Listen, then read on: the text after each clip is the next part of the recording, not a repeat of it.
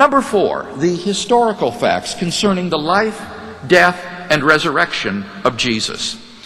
The historical person, Jesus of Nazareth, was a remarkable individual.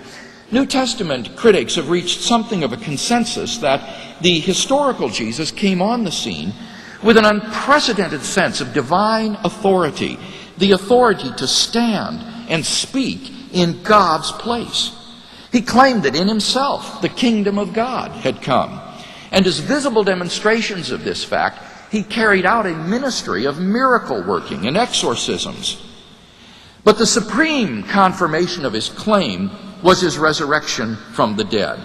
If Jesus did rise from the dead, then it would seem that we have a divine miracle on our hands, and thus evidence for the existence of God. Now, most people would probably think that the resurrection of Jesus is something you just accept on faith, or not. But in fact, there are actually 3 established facts recognized by the majority of New Testament historians today, which I believe are best explained by the resurrection of Jesus. Fact number 1. On the Sunday following his crucifixion, Jesus' tomb was found empty by a group of his women followers.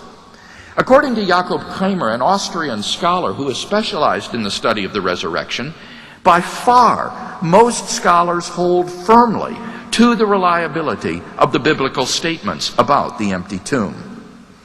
According to D.H. Van Dalen, it is extremely difficult to object to the empty tomb on historical grounds. Those who deny it, he says, do so on the basis of theological or philosophical assumptions. Fact number 2. On separate occasions, different individuals and groups saw appearances of Jesus alive after his death. According to the prominent German New Testament critic Gert Lüdemann, it may be taken as historically certain that the disciples had experiences after Jesus' death in which Jesus appeared to them as the risen Christ. These appearances were witnessed not only by believers, but also by unbelievers, skeptics, and even enemies. Fact number 3. The original disciples suddenly came to believe in the resurrection of Jesus, despite having every predisposition to the contrary. Jews had no belief in a dying, much less rising Messiah. And Jewish beliefs about the afterlife precluded anyone's rising from the dead prior to the end of the world. Nevertheless, the original disciples came to believe so strongly that God had raised Jesus from the dead that they were willing to die for the truth of that belief. Luke Johnson, a New Testament scholar from Emory University, muses, some sort of powerful, transformative experience is required to generate the sort of movement earliest Christianity was. And N.T. Wright, an eminent British scholar, concludes, that is why, as a historian, I cannot explain the rise of early Christianity unless Jesus rose again, leaving an empty tomb behind him.